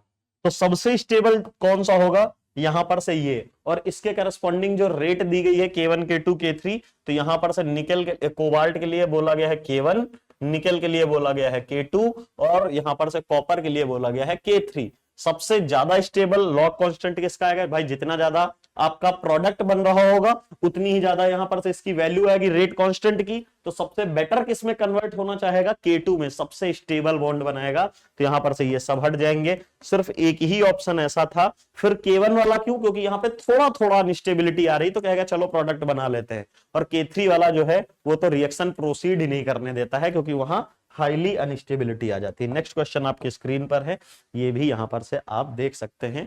फॉर SN1CB रिएक्शन मैकेनिज्म्स के क्वेश्चन आ गए तो थोड़ा ध्यान से कर लेना। यहां पर it occurs via, basic hydrolysis की बात हो रही, इट अकर्स वाया SN1CB। देखो यहां पर से मैं एक कॉमन एग्जांपल जो बुक्स में मेंशन है और सब लोग इसी को कराते हैं, देख लीजिएगा। इसी कॉन्सेप्ट पर पूरी फेनोमेना चलती है। मैं पूरा एक बार बता देता हूं और इसके साथ में यहां पर से 2-3 क्वेश्चन है तो वो सब आप कर लोगे। जैसे ही आपने क्या किया, बेस डाला तो यहां से प्रोटॉन उखाड़ लेते हो, प्रोटॉन उखड़ आता है तो यहां से बनता है NH2 negative, ammonia ammonia ammonia ammonia, और यहां पर से Cl कुछ, ये कोबाल्ट है ना। ओवरऑल कोबाल्ट के ऊपर एक और पॉजिटिव होगा, ये 2 पॉजिटिव लगा लेना। उसके बाद यहां पर से अब जैसे ही ये बनता है तो प्रोटॉन निकल गया, तो इसे क्या बोलते हो, कॉन्जुगेट बेस, कॉन्जुगेट बेस है, ठीक है। ये जो है इसे क्या कहते हो, charge effect, charge effect. Amido complex है, ये चार्ज इफेक्ट क्यों है, क्योंकि ये जो ये है ये आगे बढ़ेगा और ये इसे धक्का मार देगा। अब जितना बेटर चार्ज होगा उतना, मतलब जितना बेटर आगे बढ़ेगा उतना अच्छा धक्का मारेगा, तो इसी को कहते हो चार्ज इफेक्ट। तो यहां पर से ये, और ये तो रिवर्सिबल है, यहां पर से ये है, ये सबसे स्लोएस्ट स्टेप है। मेटल और हेलोजन का बॉन्ड ही टूटना सबसे स्लोएस्ट स्टेप होता है, वही RDS होता है। तो यहां पर से ये होगा, आपका पहले कन्वर्ट होके तो कुछ ऐसे दिख रहा होगा, डबल बॉन्ड NH और यहां पर से NH2 और यहां पर से NH2 और यहां पर से NH2, कुछ ऐसे दिख रहा होगा। लेकिन ये तुरंत ही रैपिडली इंटर कन्वर्ट हो जाता है इस वाली फॉर्म में, cobalt double bond single bond और ऊपर नीचे NH2 NH2 NH2 और NH2 और यहाँ NH। अब अगले स्टेज में क्या होगा, यहां पर से आपका कोई एक्सटर्नल लिगेंड आ गया, मान लीजिए यहां पर से आपने कुछ भी L लिगेंड लगाया तो ऊपर से या इस साइड से नीचे से अटैक कर सकता है और आपको आइसोमेराइज्ड प्रोडक्ट देता, आइसोमेराइज्ड प्रोडक्ट दे देगा। ठीक है, आइसोमेराइज्ड प्रोडक्ट मतलब है यहां पर से सिस एंड ट्रांस। सिस कितना बनेगा 66%, 66.66% और ये ट्रांस वाला कितना बनेगा एंड ये बनेगा 33.33%। ठीक है, ये बनके तैयार हो गया 33.33%। अब यहां पर से सुनना, ये दो इंटरमीडिएट हमारे बनते हैं, लेकिन जो मेन इंटरमीडिएट बनता है वो कौन सा होता है, TBP। ठीक है, ये मेन है, बनता ये भी है लेकिन यहां पर से इसको हम नहीं काउंट करते हैं। अब एक चीज और सुनो, ये कब स्टेबलाइज होता है, जब हमारे पास कोई पाई डोनर लिगेंड होते हैं। ठीक है, पाई डोनर लिगेंड होंगे उसके केस में ये बनता है, और ये वाली फॉर्म कब स्टेबलाइज होती है, पाई एक्सेप्टर वाले केस में।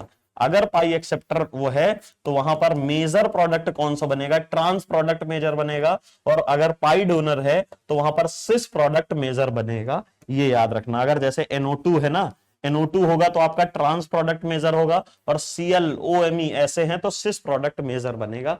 इस तरह की कुछ कहानी होती है, मैंने सब कुछ बता दिया। इट अकर्स, यहां पर से रेट इज इक्वल्स टू क्या होता है, rate is equals to K complex into base, complex into OH लेते हैं, बेस भी नहीं लिखते हैं क्योंकि बेस में नहीं OH की ही रिएक्शन कराते हैं। It occur via SN1CB mechanism, but it is consistent with second order. तो ये किसके कैसा हो गया, यहां पर से सेकेंड ऑर्डर मैकेनिज्म को फॉलो कर रही है।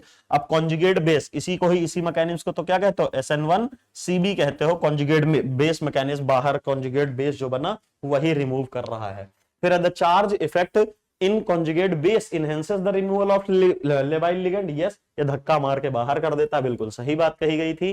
चीलेशन and steric hindrance increases the rate of base hydrolysis, जितना ज्यादा हिंड्रेंस होगा उतनी ज्यादा रेट होगी, सही बात है। Rate of basic hydrolysis of COEN का whole twice is slower than this, ये बात बिल्कुल गलत बोली गई है क्योंकि यहां पे कोई ग्रुप नहीं है, नॉर्मल आपका चार्ज बना, चार्ज ने धक्का दे दिया, लेकिन इसमें क्या लगा हुआ है, -M group, electron withdrawing group. तो ये क्या करेगा, लिखना रिटार्डेड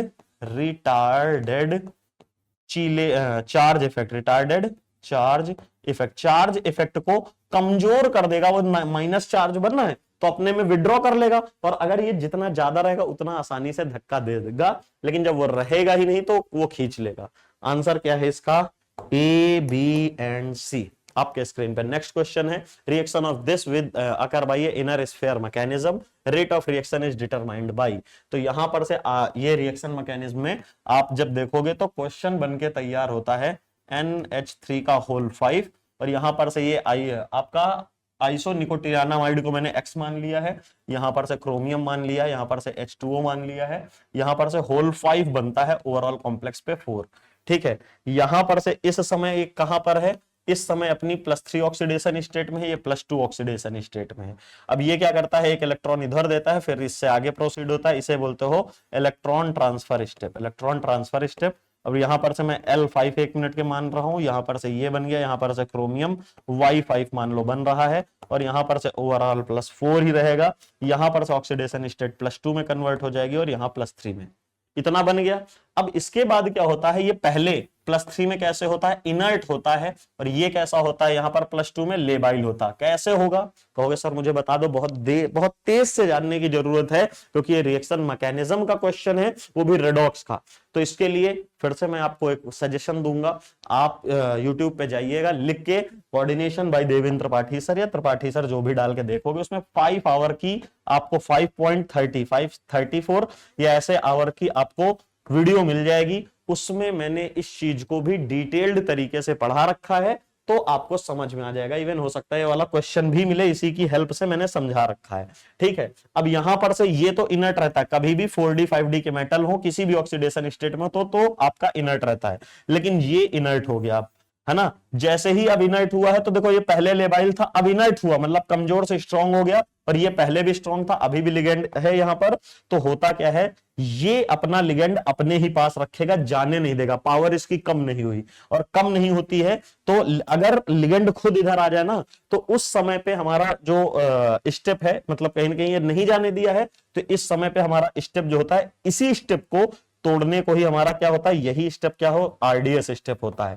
लेकिन अगर मान लेता हूं यहां पर से ये इधर चला जा रहा होता, तो उस समय आरडीएस स्टेप ये रहा होता, लेकिन ऐसा तो है नहीं, तो ये वाला स्टेप ना होके ये आरडीएस हो जाएगा, और इसी को कहते हैं डिसोसिएशन ऑफ कॉम्प्लेक्स। तो फॉर्मेशन वाला आंसर गया डिसोसिएशन ऑफ सक्सेसर कॉम्प्लेक्स, जो कॉम्प्लेक्स बना इसे सक्सेसर कॉम्प्लेक्स कहेंगे, तो ये हमारा हो जाएगा। क्या समझ में आ गया?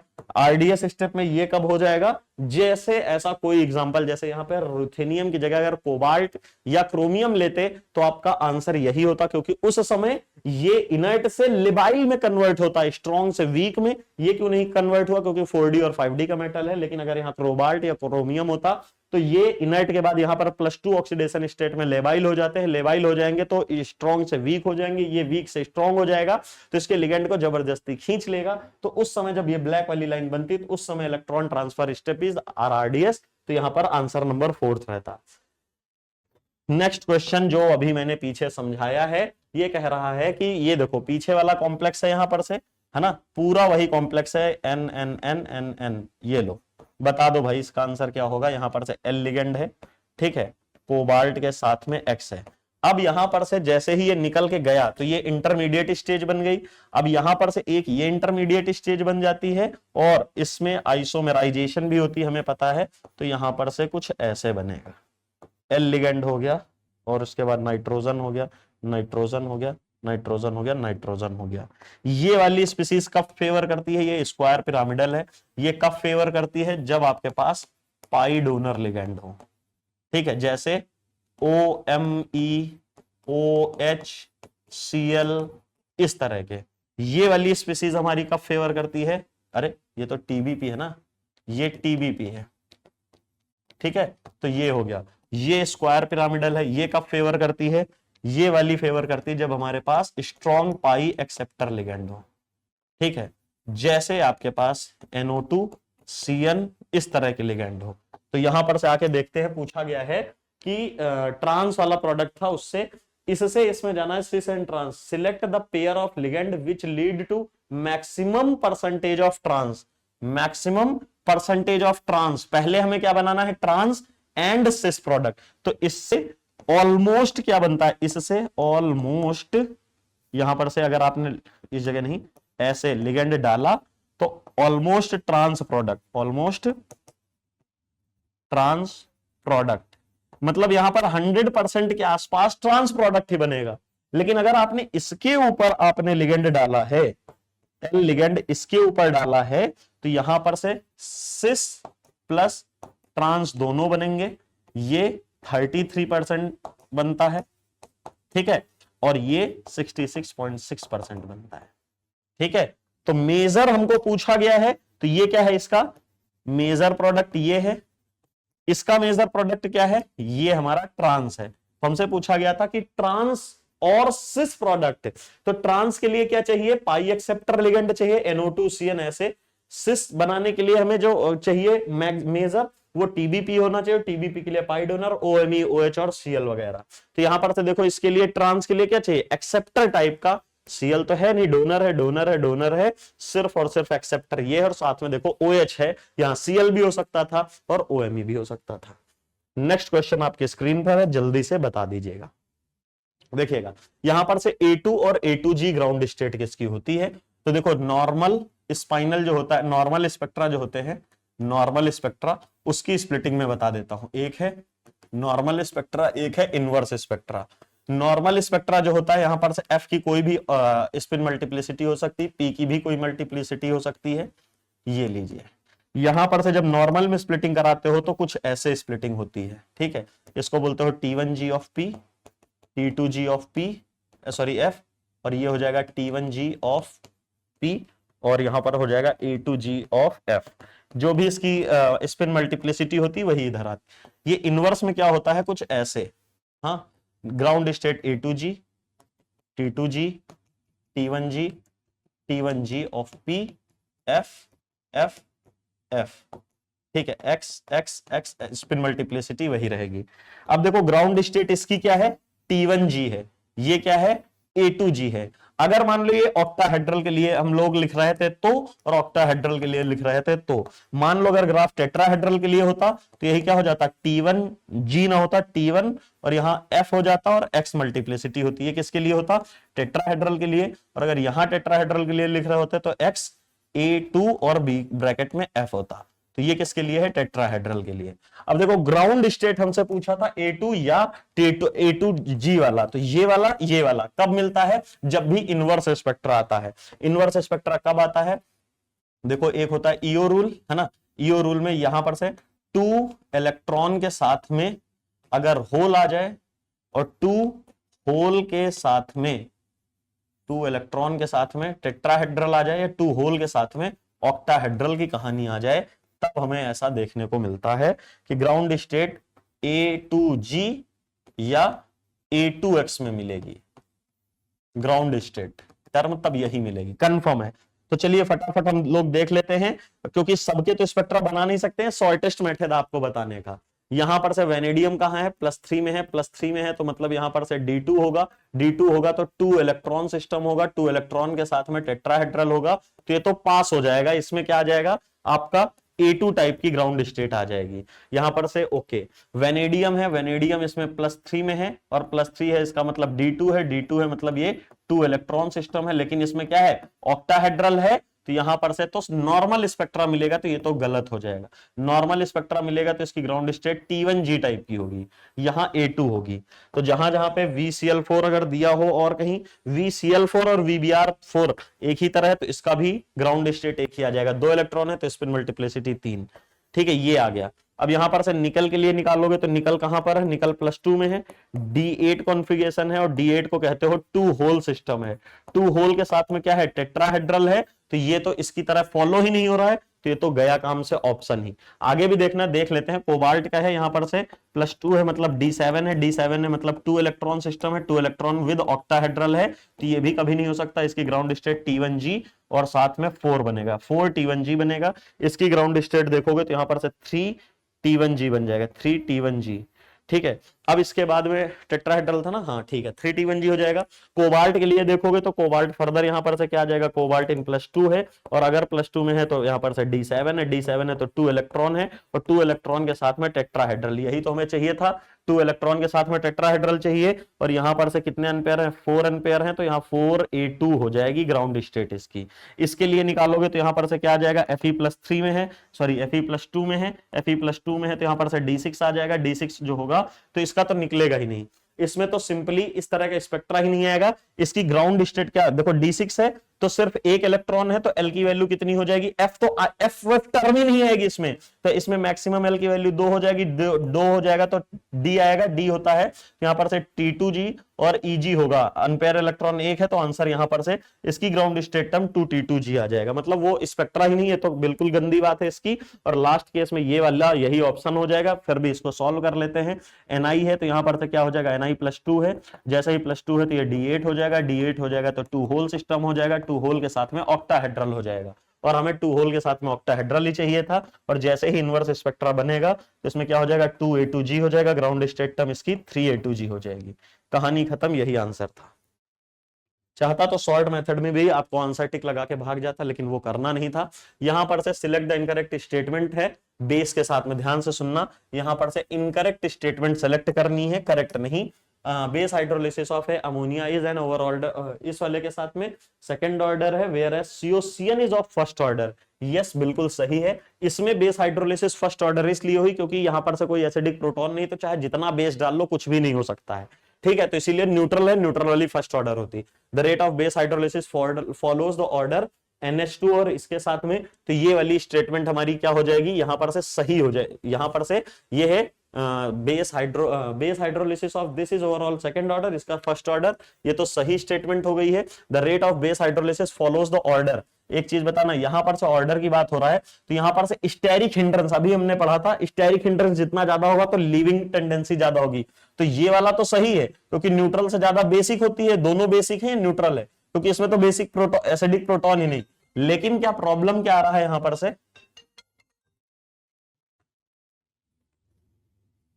हेलो, ठीक है, मैं इधर कोचिंग में हूँ तो हाँ हाँ, कितनी देर रहोगे अभी बाहर?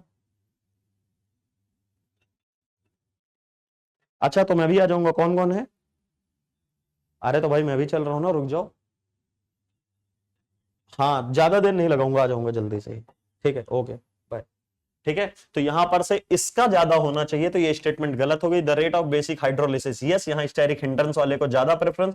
दोनों में ही बेस है, देखो ये इन चारों में ही कौन सी हुई है, बेसिक हुई है, और ये वाले दोनों में क्या हुआ है, न्यूट्रल वाला हुआ है। तो न्यूट्रल वाला तो पीछे ही रहेगा, कंफर्म है, लेकिन इसमें स्टेरिक हिंड्रेंस को प्रेफरेंस दी गई है, इसमें यहां पर से पीछे रखा गया था। तो ये स्टेटमेंट सही हो जाएगी। SN1CB mechanism is observed in the case of, इस वाले में एंड इस वाले में, इसमें नहीं ऑब्जर्व होगी। देख लो, साफ साफ कह रहा है, क्योंकि SN1 मैकेनिज्म किसमें होती है, बेसिक वालों में होती है। बेस वाला उसमें कोई प्रोटॉन ही नहीं है, तो कोई कॉन्सेप्ट ही नहीं बन रहा। तो ये आंसर इनकरेक्ट है, इसलिए सही हो जाएगा।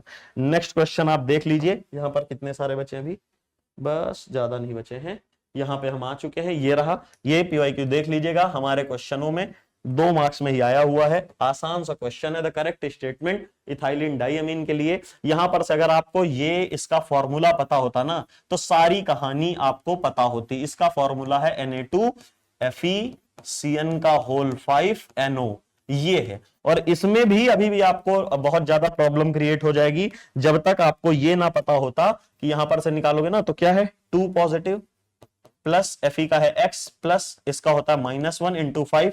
इसको कितना रखोगे, इसको +1 रखते हो, इक्वल्स टू 0, और काउंट करोगे तो x इक्वल्स टू यहां पर से ये हो जाएगा 6, 6 में से 4 गया, सॉरी यहां पर से आ गया 4, 4 में से ये गया तो +2।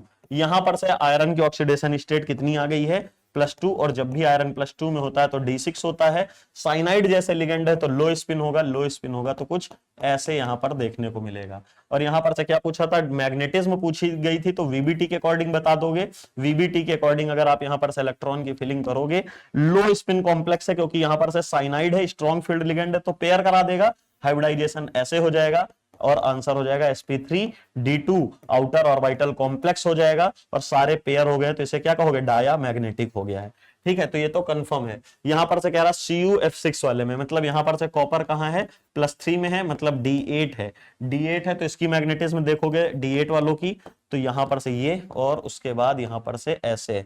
ठीक है, अब D8 वालों के देखोगे तो यहां क्योंकि स्ट्रॉन्ग फील्ड लिगेंड तो है नहीं, ये रहा 1 2 3 4 5, 1 2 3 4 5 6 7 और 8, ये यहीं रह गया। और क्योंकि स्ट्रॉन्ग फील्ड लिगेंड है नहीं, पेयर कर नहीं पाएगा, तो इसमें क्या यूज होगा, आउटर ऑर्बिटल कॉम्प्लेक्स यूज होगा। देखो यहां पर से आउटर नहीं, ये तो इनर ऑर्बिटल का यूज किया था ना, तो ये इनर ऑर्बिटल IOC है, और यहां पर से कौन सा होगा, sp3d2 आउटर ऑर्बिटल कॉम्प्लेक्स यहां पर से बनेगा। और यहां पर से देखो 1 और 2 अनपेयर हैं, तो इसकी वजह से कैसा हो जाएगा, पैरामैग्नेटिक। पहली ही स्टेटमेंट सही थी। फिर है both AgF4 and COF4 is, ये वाला डायामैग्नेटिक, तो ये तो गलत हो जाएगा, क्योंकि अभी हमने देखा क्या है, ये पैरामैग्नेटिक है। लेकिन इसके लिए देखोगे तो यहां पर से Ag कहां पे, किस ऑक्सीडेशन स्टेट में है, +3 है, +3 है, D8 है, लेकिन ये डायामैग्नेटिक है।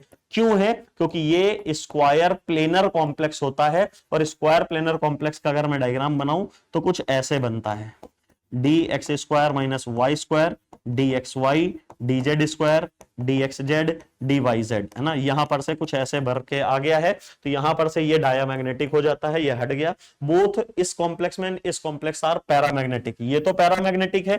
इसके लिए देख लेते हैं, यहां पर से क्या है, कोबाल्ट +3 है, कोबाल्ट +3 मतलब D6 है। नाइट्रोजन जैसे लिगेंड, नाइट्रोजन डोनर कैसे होते हैं, स्ट्रॉन्ग होते हैं, तो लो स्पिन बनाएंगे। तो यहां पर से लो स्पिन बनाने को कह दो, या यहां पर से पेयरिंग कराने को कह दो, बात वही है। यहां पर से ऐसे करके ऐसे बनाओगे तो D6 की फिलिंग ऐसे होगी। फर्दर यहां पर से क्या हो गया, D2 sp2sp3 का हाइब्रिडाइजेशन हो जाएगा, सारे पेयर हो जाएंगे, तो पैरामैग्नेटिक ना होके ये डायामैग्नेटिक होगा, ये पैरामैग्नेटिक होगा। सोडियम नाइट्रोक्लोराइड इज पैरामैग्नेटिक, ये बात सही है, लेकिन दिस इज डायामैग्नेटिक, तो ये डायामैग्नेटिक है क्या?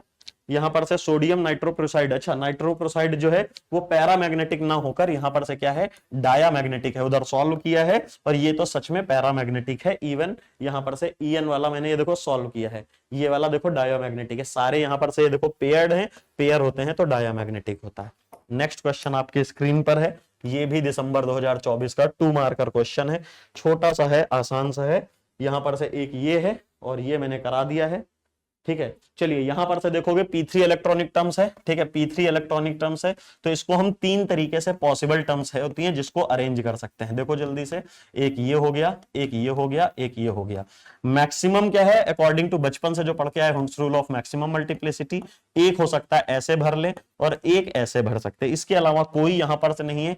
इसके लिए L की वैल्यू कितनी है, देखो L की वैल्यू 0 हो गई है। स्पिन की वैल्यू कितनी है, 3/2, स्पिन मल्टीप्लिसिटी जितने नंबर ऑफ अनपेयर इलेक्ट्रॉन उससे एक ज्यादा, तो ये आ गया। तो यहां पर से L की वैल्यू जिसकी 0 होती है तो वो क्या होता है, S होता है, तो यहां पे S4 आ जाएगा। यहां पर से देखो L की वैल्यू कितनी आ रही है, L की वैल्यू यहां पर से +1 0 1 -1 +1 0 -1 है। L की वैल्यू यहां से 2 आ जाएगी, तो ये क्या हो जाएगा, D हो जाएगा। S की वैल्यू +1/2 हो जाएगी, स्पिन मल्टीप्लिसिटी 2 हो जाएगी, तो 2D आ जाएगा। सिमिलरली L की वैल्यू यहां से 1 होगा तो P होगा, स्पिन की वैल्यू 1/2 होगी, स्पिन मल्टीप्लिसिटी की वैल्यू 2 हो जाएगी, तो यहां पर से 2P आ जाएगा, ठीक है। और आपसे यही पूछा था कि इस गिवन इलेक्ट्रॉनिक टर्म्स में कितने P टर्म्स होंगे और कितने D टर्म्स होंगे, तो P टर्म और D टर्म दोनों एक ही एक आया, answer number D is your correct answer, ठीक है। और ज्यादा क्रॉस चेक करना होता है तो वो भी वेरीफाई कर सकते हैं, बट इतना टाइम अभी हमारे पास है नहीं, तो हम थोड़ा सा जल्दी कर रहे हैं। ये देखिए 4 मार्क्स का क्वेश्चन है, हालत खराब हो जाएगी, आपको समझने में टाइम देना पड़ेगा, 1 मिनट जल्दी से। यहां पर से बोला गया है D3 टर्म 1 है और यहां पर से 3F है, तो एक बात बताओ, अगर D है तो इसके लिए L की वैल्यू कितनी रही होगी, यहां पर से 2, इसके लिए L की वैल्यू कितनी रही होगी, 3। अब स्पिन मल्टीप्लिसिटी अगर किसी के पास 3 है तो इसके पास अनपेयर्ड इलेक्ट्रॉन कितने होंगे, 2, तो अगर अनपेयर्ड इलेक्ट्रॉन 2 रहे होंगे तो स्पिन की वैल्यू 1 आएगी कि नहीं, प्लीज बता दो। अगर यहां पर से ये है, अगर यहां पर से हमारे पास स्पिन मल्टीप्लिसिटी सेम वही चीज आ गई है।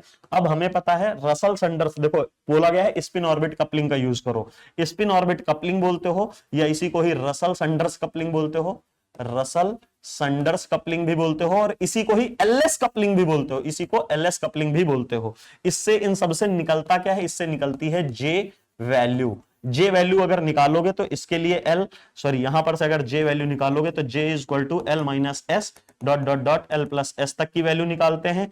L की वैल्यू यहां पर है 2 - 1 और यहां पर से देखोगे तो 2 + 1 हो गया, तो यहां पर से J कितना हो जाएगा, 1 2 3 3 आ जाएंगी वैल्यू, और यहां पर से J की वैल्यू निकालोगे L माइनस एस से लेके L प्लस एस तक की, ये यहां की J वैल्यू है, तो यहां पर से कितना है 3 - 1 और यहां पर से 3 + 1 हो जाएगा, तो यहां पर से क्या हो जाएगा J इज इक्वल टू 2 3 4। तो यहां पर से टोटल टर्म्स इसकी निकल, टर्म सिंबल्स, इसे जैसे ही यहां पर से टर्म में, टर्म क्या होती है, ये टर्म है ना, ये क्या है, टर्म है, ये क्या है, टर्म है, ये सारे हमारे टर्म हैं, ठीक है। और टर्म सिंबल क्या होता है, जैसे ही इसके नीचे 1 2 3 लगा दिया, ठीक है। यहां पर से ये हो गया है, फिर यहां से 3F और यहां पर से 3F, यहां पर से 2 3 4 हो गया। अब एक लास्ट यहां पर से रूल पढ़ लो जो कि इलेक्ट्रॉनिक ट्रांजिशंस के लिए होता है, delta L is equal to +-1 allowed होता है, delta S is equal to 0 होना चाहिए और delta J is equal to 0 और +-1 होना चाहिए। ये हैं सारे सिलेक्शन रूल, है ना। ये क्या है, selection rule for allowed transition के लिए हमारे सिलेक्शन रूल, ठीक है। तो देखो एक बात तो कंफर्म तय है कि L की वैल्यू +-1, तो D की L की वैल्यू कितनी होती है 2 और F की L की वैल्यू कितनी है 3, यहां पे देखो लिखा है, तो इससे कोई भी ट्रांजिशन किसी में भी कराओ अलाउड है। दूसरा S की वैल्यू 1 है, दोनों मतलब स्पिन मल्टीप्लिसिटी चेंज नहीं होनी चाहिए, इसका मतलब स्पिन नहीं चेंज हो रही है, तो यहां पर से इनकी स्पिन में 2 से 3 पे गया, सॉरी यहां पर से ये गड़बड़ लिख दिया है मैंने, है ना, ये गड़बड़ लिख दिया है। अब देखो 3 से 3 3 से 3 3 से 3 किसी में भी कराओ फॉलो हो रहा है, बस चेक क्या करना है आपको, ये वाला रूल एलएस कपलिंग का चेक करना था। तो देखो 1 से लेके 2 में क्या जा सकता है, यस ये तो अलाउड है भाई, ठीक है। +1 में आ रहा है क्या, 1 से 2 में नहीं, इसमें डिफरेंस 2 का आ रहा है, तो ये वाला फॉरबिडन हो जाएगा, ये वाला भी फॉरबिडन हो जाएगा। ठीक है, अगर आप देखोगे 2 से 2 वाला तो ये तो 0 हो जाएगा, ये अलाउड होता है। अब 2 से 3 वाला ये भी अलाउड हो जाएगा, लेकिन 2 से 4 डिफरेंस 2 का आ रहा है तो ये फॉरबिडन हो जाएगा। लास्ट केस पढ़ोगे तो 3 से 2, तो यहां पे डिफरेंस कितना है, 1 का है, तो ये अलाउड होगा। 3 से 3 तो यहां पर से 0 का डिफरेंस है, ये भी अलाउड हो जाएगा। 3 से 4 यहां पे भी डिफरेंस 1 का है तो अलाउड हो जाएगा। तो 1 2 3 4 5 6 टोटल अलाउड ट्रांजिशन ये है 6। ठीक है, this is your last question. अगर अब आपको समझ में आ गया हो तो मुझे बता सकते हो, यहां पर से मैं फॉर्मूला दे सकता हूं। म्यू इफेक्टिव का फॉर्मूला होता है mu SO 1 minus alpha lambda upon delta.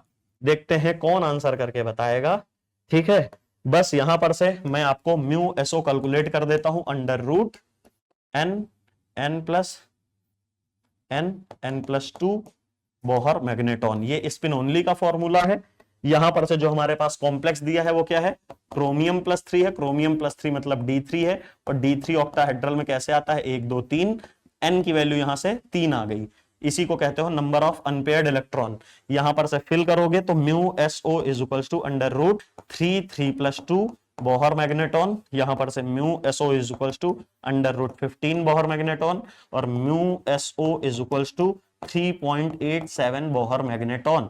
ये हो गया हमारे पास। अब हमारे पास जो गिवन डेटा था उसको देख लो, गिवन डेटा में है ना, तो मैं मान लेता हूं म्यू एसओ एक तरह से गिवन है, कितना है 3.87 बोहर मैग्नेटॉन हो गया है।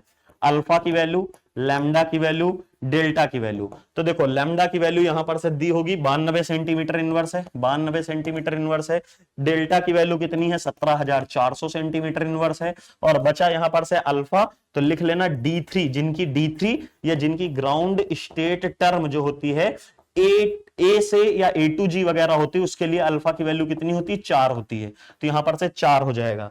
जो अल्फा की वैल्यू होती है जिनकी ग्राउंड स्टेट टर्म E या A2 टाइप के होती है, E वालों के लिए अल्फा की वैल्यू 2 होती है, A2 वालों के लिए 4 होती है। ये लर्न कर लेना। ठीक है, ये आ गया है। बस अब आप इसमें वैल्यू रखोगे। Please answer, please comment your answer. 2 question है, प्लीज कमेंट ये ABCD में जो भी आपका आंसर आने वाला है, आपके सामने स्क्रीन पे है।